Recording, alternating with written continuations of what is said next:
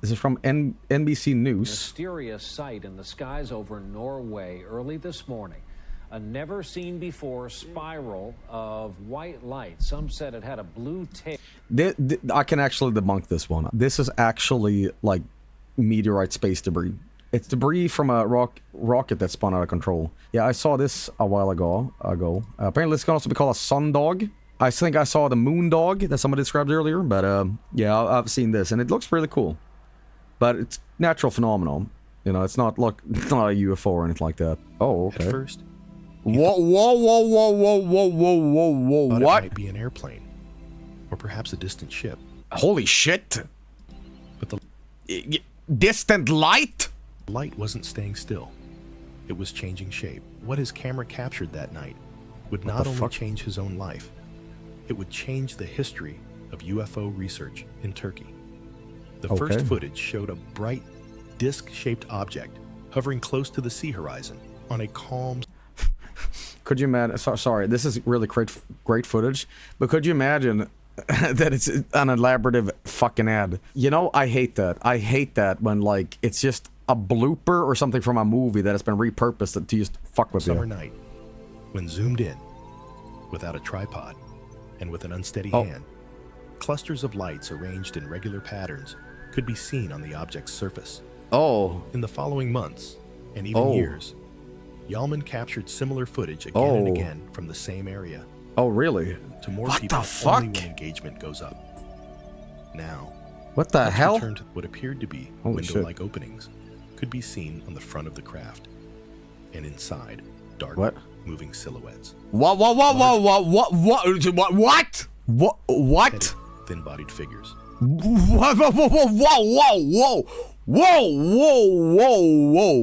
Slow down! What the fuck? Closely resembling the gray alien. What? What the fuck is this fucking footage, man? Yalman later said he only noticed these figures when reviewing the footage, as they weren't visible to the naked eye during filming. You know, I've seen this guy before. He looks suspiciously close to that guy from Mexico. That you know, but whatever. Flying object. It was proved that this is a cruiser saw with a lot of zoom, low light. There was even a cruiser in the time. So it's a boat? That ain't no boat, man. Large ships. It's a bridge of a cockpit of a huge container ship. Also questioned why. Yeah, a boat? What is a Gmod hovercraft? What was its duration and consistency? Yeah, just a boat, bro. It's because this city is at an angle. The object's surface with UFO researcher Dr. Roger Lear. Can I just ask, how the hell do UFO researchers get a doctorate? From where and how? It reminds me of the guy that has like 5,000 IQ.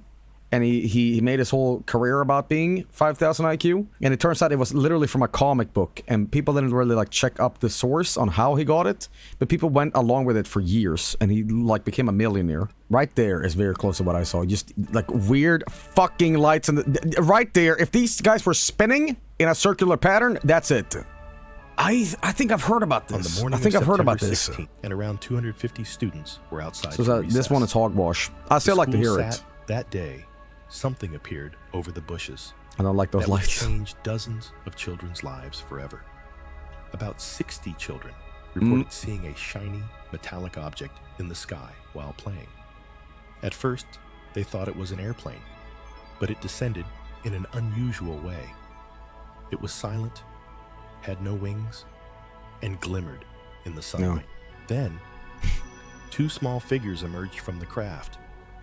The children described them as about 1 meter tall, with thin builds, large heads, and big black eyes.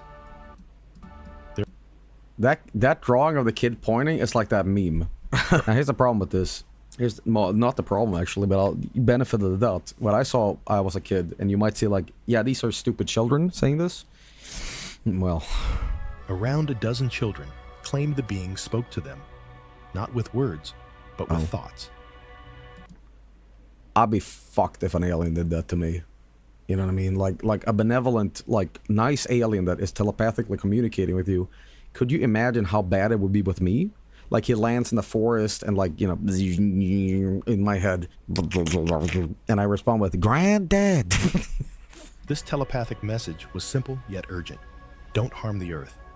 Be careful with technology.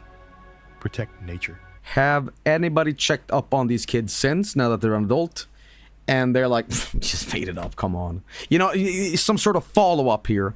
I don't think so. There was a full documentary about it. I thought they did. So it was a hoax for a good cause. They were all beamed up. You know, like, here's the thing. If they like are sticking to this story, and it's like, you know, what year was this? What, 90 whatever? Say they're in their 40s now or whatever, right? And they still swear by it. They're like, Jesus Christ, you know. I'd love to see a follow-up. Do you swear by your account? Do you mean, is the story that I have told you guys over and over and over and over again real? Yes. Hand on the Bible, I swear on my mother. You put me on a lie detector with a shotgun underneath my chin saying like, if this thing spikes, if you're lying, you're dead. I'll be like, fucking do it. The problem with these things is that there is so much bullshit around that when you have some paranormal event, and I'm not talking about UFOs, I'm talking about like, yeah, you know, one time I was playing with a friend and we saw a teacup hover in the air and they're like, what the fuck was that? And people are like, yeah, you're making that up, you were a kid. Everybody has some weird paranormal story, right? But the problem is there's so much bullshit that it becomes either ridiculous to tell that you're also going to be, you know, classified as a liar, you know, and because here's the thing, I guarantee you, everybody in this chat, and you watching this right now, has had some weird encounter that you cannot explain. And I'm not saying UFOs or anything like that, or like, you know, one time I was camping or something and we heard a really weird noise or whatever the fuck. Not me, not really, not me. I saw ball lightning. I don't go outside, dude. I saw a Sasquatch. You guys don't have to take this seriously. I get it. But a lot of my, like, people that I've met throughout the years, everybody has had some weird story. And it's not entirely just UFO stuff. It's like, you know, I heard my grandmother's voice and she had passed away. Shit like that, where it's like, I cannot explain it. And I have no reason to lie either, you know. So, whatever, man. I saw this black figure running in slow motion, and then I didn't want to see it, so I looked away, and I looked again, and it wasn't there anymore. That's what I do. When I see something horrendously, like, out of this world, don't want to look at it. I close my eyes. It's gone. Problem solved. In a 2014 documentary, Suddenly loud. Some of the witnesses, now adults, repeated their accounts in vivid detail, unlike most UFO cases, where the being's purpose is unclear. Here, the message was directly about Earth's future and the environment. Some researchers... You know, the horrendous thought about this is like this. Alright, well, let me play extreme devil's advocate. Extreme devil's advocate, okay? Children can misinterpret and embellish things. And I'm sure you can accuse me of the same, sure. But what if this is just one of the teachers coming in on a balloon in a tracksuit with a big megaphone going, "You should care about the environment. The earth is dying. I'd like you to recycle. Now close your eyes. I need to go now. Bye.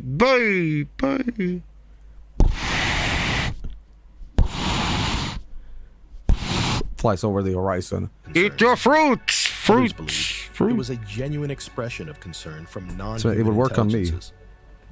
Today, the Ariel school incident remains one of the most famous unresolved cases in modern UFO research.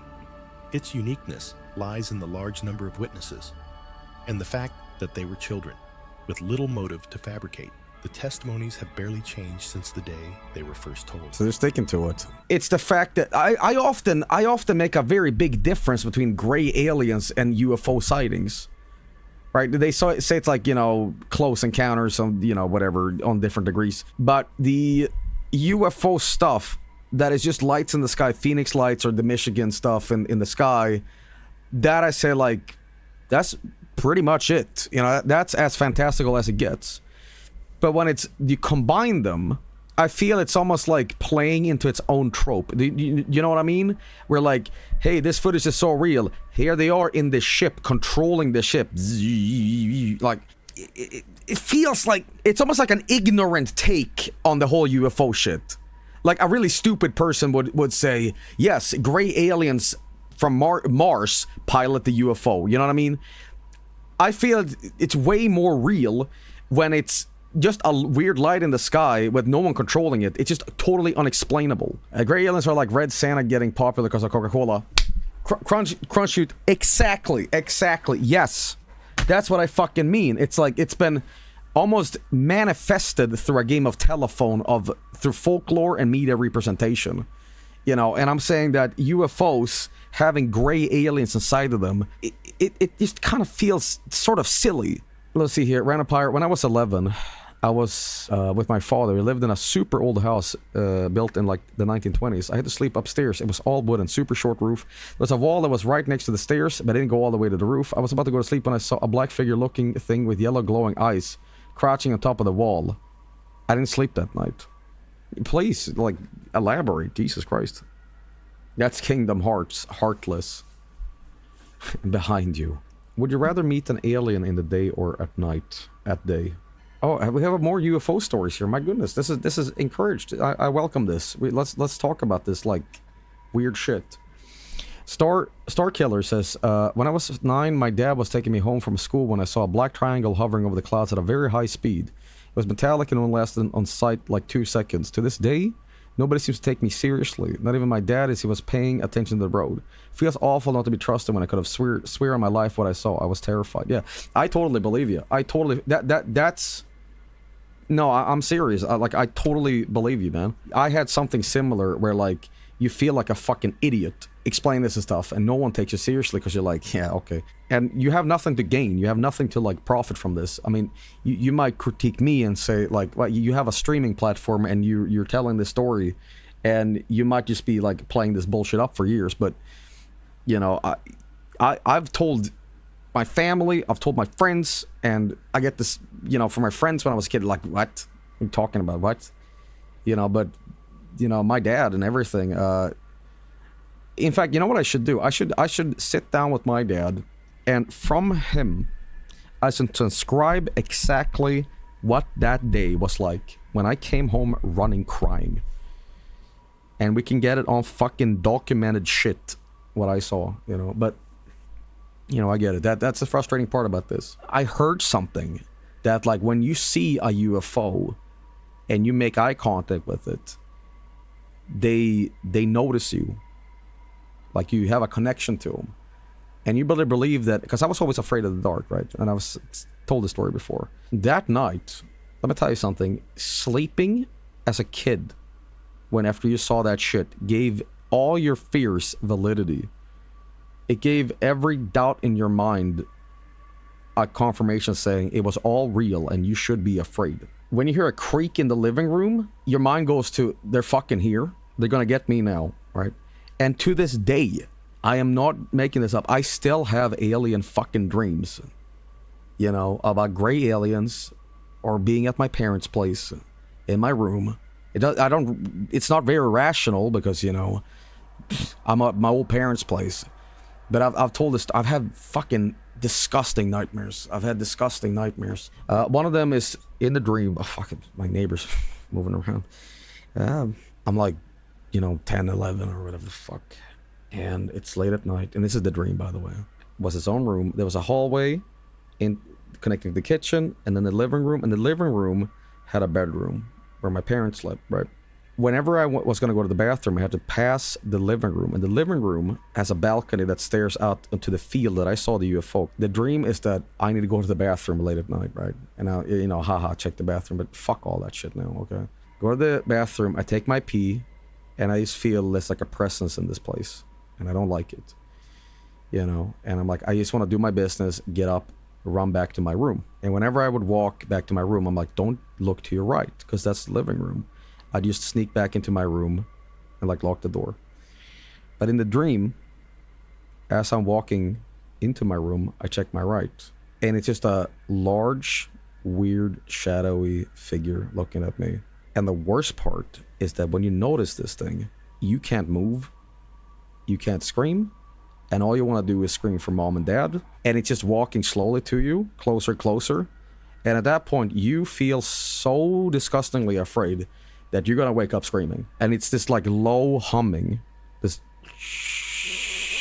as it's getting closer. And I'm getting like goosebumps even talking about this shit. But that's the kind of shit where I wake up and I start fucking like throwing fists as I wake up, like fuck, fuck, fuck, you know. I've had dreams where I'm aware that that dream is a dream. And in the dream, I'm like, I'm gonna go over to my parents' bedroom because I feel like this dream might repeat, but I have insurance now. So what I'm gonna do, I'm gonna be like, Mom, Dad, can I like sleep in between you guys? Because I don't like how this dream feels, right? But then the dream fucks me back. I'm like sandwiched, Mom left, Dad right. And I'm like, okay, I'm safe now, I'm safe now. But this bedroom door, this frame is open, right? And I'm like, all right, try to go to sleep here. Open up my eyes, and my parents is replaced by these shadowy figures and shit like that. And they're really close, you know.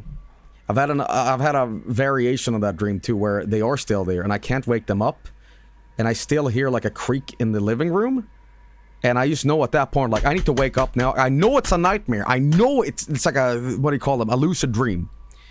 And I feel like, oh, I need to fucking wake up. This fucking dream's gonna start activating now. I feel the dream turning into a nightmare, right? Like, go, go, go, wake up, wake up, wake up.